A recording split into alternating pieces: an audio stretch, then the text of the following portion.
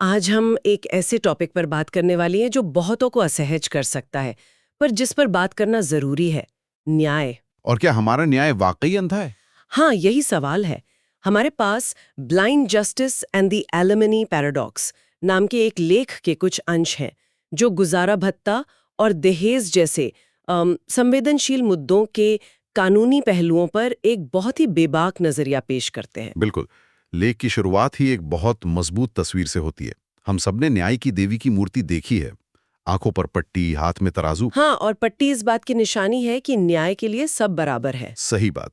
लेकिन ये लेख एक सवाल खड़ा करता है, क्या वाकई ऐसा है या उस पट्टी के पीछे से भी पक्षपात हो रहा है?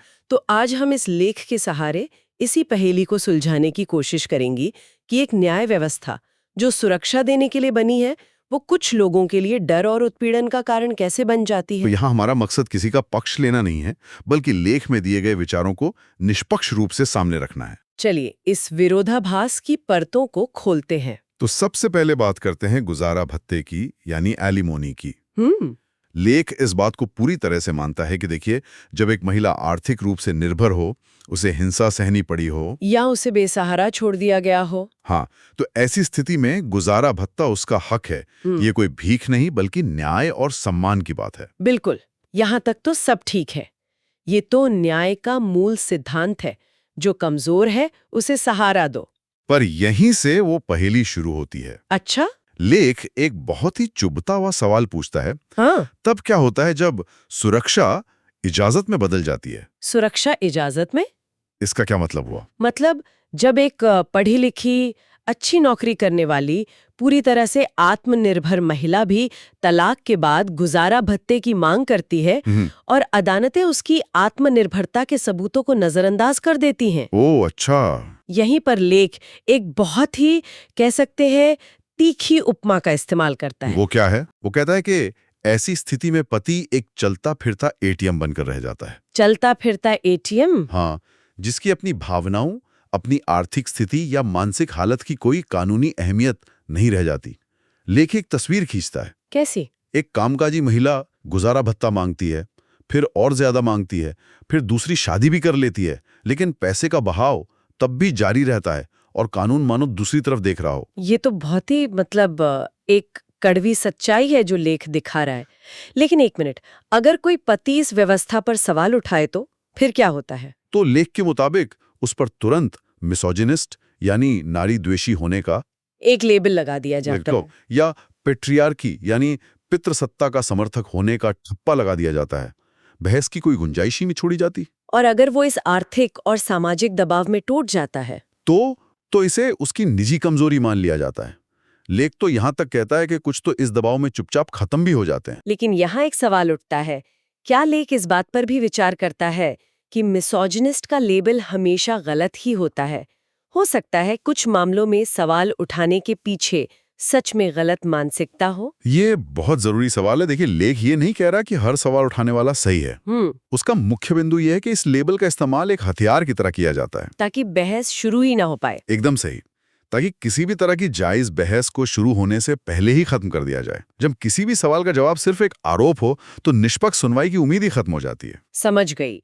मतलब बात सबूतों से हटकर चरित्र हनन पर आ जाती है। बिल्कुल। गुजारा भत्ते का ये विरोधाभास तो अपनी जगह है, लेकिन लेख का तर्क है कि ये समस्या सिर्फ यहीं तक सीमित नहीं है। नहीं है, बिल्कुल नहीं है। वो इसे एक और भी ज्यादा संवेदनशील और कह सकते हैं भावनात्मक मुद्दे से जोड़ता है। और वो है दहेज कानून। हाँ, और यहाँ भी लेख की शुरुआत एक स्पष्ट स्वीकृति से होती है।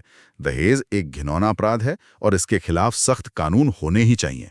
इसमें कोई दो राय नहीं है। इसमें तो कोई दो राय हो ही नहीं सकती। लेकिन इसके बाद वो फिर से एक असहज करने वाला सवाल पूछता है। क्या? कितने झूठे दहेज के मामलों ने उन परिवारों को बर्बाद कर दिया है जिन्होंने कभी 1 रुपया भी नहीं मांगा था? ये एक ऐसा सवाल है जिसके बारे में सार्वजनिक रूप से बात करने में भी लोग डरते हैं। झूठे मामलों के परिणाम क्या होते हैं, इस पर लेख क्या कहता है? लेख के अनुसार परिणाम बहुत भयानक होते हैं। भयानक मतलब? ये सिर्फ पति पत्नी का मामला नहीं रहता। पति, उसके बूढ़े माँ बाप, बहनें, भाई, पूरा परिवार। हाँ, पूरे परिवार को सालों तक अदालतों में घसीटा जाता है। माता पिता का सामाजिक अपमान होता है, लोगों के करियर दांवों पर लग जाते हैं। और समाज में जो इज्जत बनाने में पूरी जिंदगी लग गई, वो एक पल में मिट्टी में मिल जाती है। बिल्कुल, यही तो सबसे बड़ा आघात है। कानूनी प्रक्रिया तो चलती रहती है। लेकिन सामाजिक सजा तुरंत मिल जाती है। तुरंत पड़ोसी, रिश्तेदार, सहकर्मी सब शक की निगाह से देखने लगते हैं। शादी ब्याह में बुलाना बंद कर देते हैं। मतलब आरोप लगते ही दोषी मान लिया जाता है। हाँ, और फिर आपको खुद को निर्दोष साबित करने की एक असंभव लड़ाई लड़नी पड़ती है, जिसमें सालों लग जाते हैं। और मान लीजिए सालों बाद कोई निर्दोष साबित हो भी गया तो तब क्या होता है? यहीं पर लेक सिस्टम की सबसे बड़ी खामी की ओर इशारा करता है कि कुछ नहीं होता। कुछ नहीं होता। झूठा आरोप लगाने वाले के लिए कोई सजा नहीं, कोई जुर्माना नहीं, कोई जवाबदेही नहीं, कोई माफी भी नहीं, सब कुछ भुला दिया जाता है। पर इसके पीछे कोई तो तर्क होगा। कानून ऐसा क्यों होने देता है? तर्क ये दिया जाता है, और ये बहुत आम तर्क है, कि अगर झूठे आरोप लगाने वालों को सजा दी गई तो असली पीड़ित, यानी जो सच में दहेज या हिंसा का शिकार हैं, हाँ, वो शिकायत करने से डरेंगी और हतोत्साहित होंगी। ये बात तो कुछ हद तक समझ आती है, लेकिन क्या ये डर पूरी तरह से निराधार है?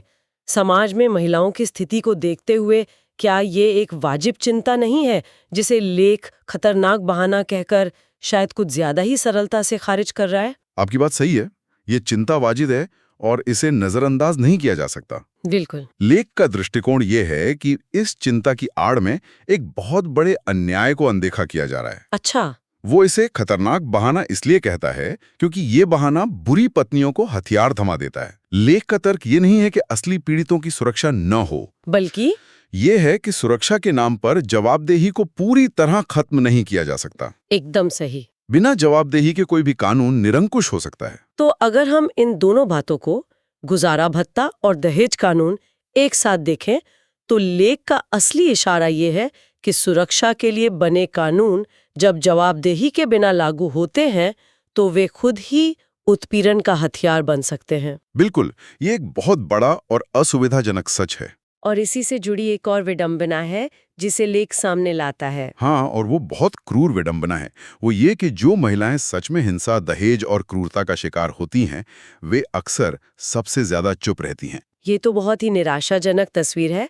मतलब जो सबसे ज्यादा जरूरतमंद है, सिस्टम उसी को सबसे ज्यादा डराता है। हाँ, ये तो न्याय के मकसद के ही बिल्कुल उल्टा हो गया है ना? पर ऐसा क्यों होता है? लेख इसके कई कारण गिनाता है। उन्हें सामाजिक बदनामी का डर होता है, उन्हें डर होता है कि अदालत में उनके चरित्र पर कीचड़ उछाला जाएगा, और सालों तक चलने वाली कानूनी प्रक्रिया का डर। हाँ, उस थका देने वाली प्रक्रिया का डर, और सबसे बढ़कर उन्हें इस बात का डर होता है कि शायद उनकी कोई सुनेगा ही नहीं, उन पर कोई विश्वास ही नहीं करेगा। तो फिर सिस्टम किसकी मदद कर रहा है? लेख के अनुसार नतीजा ये होता है कि सिस्टम सच्चे लोगों की नहीं बल्कि शोर मचाने वालों की सुरक्षा करता है। शोर मचाने वाले यानी वो लोग जो पूरी कानूनी सलाह और तैयारी के साथ आक्रामक तरीके से केस करते हैं, इस भरोसे के साथ कि कानून सच्चाई की परवाह किए बिना उनकी रक्षा करेगा क्योंकि वे एक खास लिंग के हैं। तो यहाँ हम लेख के मुख्य तर्क पर पहुंच रहे हैं। बिल्कुल। उसकी नजर में सबसे बड़ी खामी ये नहीं है कि कानून महिलाओं की रक्षा करते हैं, वो तो उन्हें करनी ही चाहिए।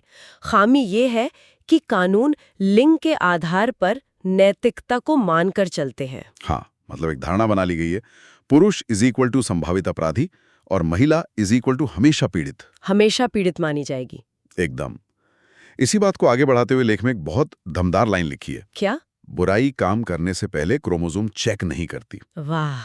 एक बुरा पति होता है तो एक बुरी पत्नी भी हो सकती है, एक शोषक पुरुष होता है तो एक शोषक महिला भी हो सकती है। न्याय को व्यक्ति के कर्मों पर ध्यान देना चाहिए, उसके लिंग पर नहीं। जब कानून लिंग के आधार पर पहले से ही किसी को सही या गलत मानकर चलता है तो निष्पक्ष जांच की संभावना ही खत्म हो जाती है। हाँ, और लेख इसी तर्क को एक और विवादास्पद मुद्दे पर लागू करता है। कौन सा मुद्दा? व्यभिचार यानी अडल्ट्री। अच्छा, इस पर लेख का क्या कहना है? लेख में अदालतों की एक टिप्पणी का जिक्र है जिसके अनुसार एक पति उस आदमी के खिलाफ आपराधिक मामला दर्ज नहीं कर सकता जिसके उसकी पत्नी के साथ संबंध थे। अब इसे बड़ी तस्वीर में देखिए। व्यभिचार एक शादी को तोड़ देता है, लोगों के मानसिक स्वास्थ्य को तबाह कर देता है, परिवारों को बर्बाद कर देता है, लेकिन लेख का इशारा है कि इस कहानी में जो तीसरा व्यक्ति है वो आजाद है, वो कानून के डर के बिना आजाद घूमता है। इसका क्या मतलब निकाला जाए?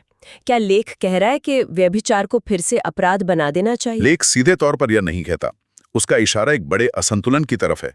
वो कहता है कि ऐसा लगता है कि धोखा तब तक दंडनीय नहीं है जब तक कि वो एक खास कहानी में फिट न हो। अच्छा। अगर एक पक्ष को हर तरह की कानूनी सुरक्षा मिली है तो दूसरे पक्ष के साथ कोई भावनात्मक और मानसिक धोखे की कोई अहमियत क्यों नहीं है? ये न्याय के तराजू के एक तरफ झुके होने का एक और उदाहरण है। बिल्कुल। तो इन सब तर्कों के बाद लेख हमारी न्याय व्यवस्था के बारे में क्या अंतिम निष्कर्ष देता है? निष्कर्ष बहुत गंभीर है। लेख कहता है कि कागज पर हमारे कानून बहुत शक्तिशाली और महान दिखते हैं, लेकिन व्यवहार में वे बहुत चुनिंदा तरीके से लागू होते हैं। एक ऐसी व्यवस्था बन गई है जो निर्दोष लोगों को डराती है, चालाक और जोड़तोड़ करने वालों को प्रोत्साहन करती है और गरीबों और कमजोरों को दौड़ा दौड़ा कर थका देती है। न्याय अब एक तरह से लिंग और पैसे के बीच एक सौदेबाजी जैसा लगने लगा है। और जब आम लोग जो निर्दोष हैं इस सब को देखते हैं तो उन पर क्या असर होता है? उन पर सबसे बुरा असर होता है। वो सिस्टम पर भरोसा करना बंद कर देते हैं। वे न्याय मांगना बंद कर देते हैं। हाँ, वे ये मानना बंद कर देते हैं कि निष्पक्षता जैसी कोई चीज मौजूद भी है। यहीं पर लेख अपनी सबसे महत्वपूर्ण बात कहता है। वो क्या है? एक समाज कानूनों की कमी से नहीं बल्कि संतुलन की कमी से सड़ता है। संतुलन की कमी से? हाँ, जब लोगों को ये लगने लगता है कि तराजू हमेशा एक ही तरफ झुका हुआ है तो वे पूरे तराजू को ही नकारने लगते हैं, और ये किसी भी समाज के लिए बहुत खतरनाक स्थिति है। तो इस सब का क्या मतलब है? इस लेख ने हमारे सामने कुछ बहुत ही गंभीर और असुविधाजनक तर्क रखे हैं। गुजारा भत्ता और दहेज कानूनों के लागू होने के तरीके की आलोचना, कानून में लिंग आधारित धारणाओं पर सवाल, और एक ऐसी प्रणाली में भरोसे का टूटना जिसे असंतुलित माना जा रहा है। यह सब बहुत निराशाजनक लगता है। क्या लेख कोई समाधान भी सुझाता है? हाँ, लेख का अंत एक समाधान की मांग के साथ ही होता है। ये नहीं कहता कि कानूनों को खत्म कर दो, ये कहता है कि कानूनों को संतुलित करो। कैसे? अगर हम वास्तव में न्याय की परवाह करते हैं तो हमें कुछ मूलभूत बदलाव करने होंगे। हमें लिंग को नहीं बल्कि बुराई को सजा देनी चाहिए, चाहे वो किसी भी लिंग का व्यक्ति हो। हमें लालची को नहीं बल्कि सच में असहाय को सुरक्षा देनी चाहिए। और सबसे जरूरी, हमें धारणाओं पर नहीं बल्कि तथ्यों और सबूतों पर जांच करनी चाहिए। और शायद सबसे बड़ी बात जो लेख कहता है वो ये है कि हमें ये ढूंढ करना बंद करना होगा कि कानूनों का दुरुपयोग नहीं होता सिर्फ इसलिए क्योंकि इस सच्चाई को स्वीकार करना राजनीतिक और सामाजिक रूप से बहुत असहज है। बिल्कुल। जब तक हम समस्या को मानेंगे ही नहीं तब तक समाधान कैसे निकलेगा? सही बात है। ये पूरी चर्चा एक बहुत विचारणीय प्रश्न छोड़ जाती है। लेख एक ऐसी तस्वीर पेश करता है जहां कानून तो हैं, लेकिन न्याय बहुतों की पहुंच से बाहर लगता है। तो सोचने वाली बात यह है कि कोई भी कानूनी व्यवस्था अपनी नैतिक सत्ता, अपनी मॉरल अथॉरिटी को कैसे बनाए रख सकती है जब समाज का एक बड़ा और मुखर हिस्सा उसकी निष्पक्षता पर ही सवाल उठाने लगे।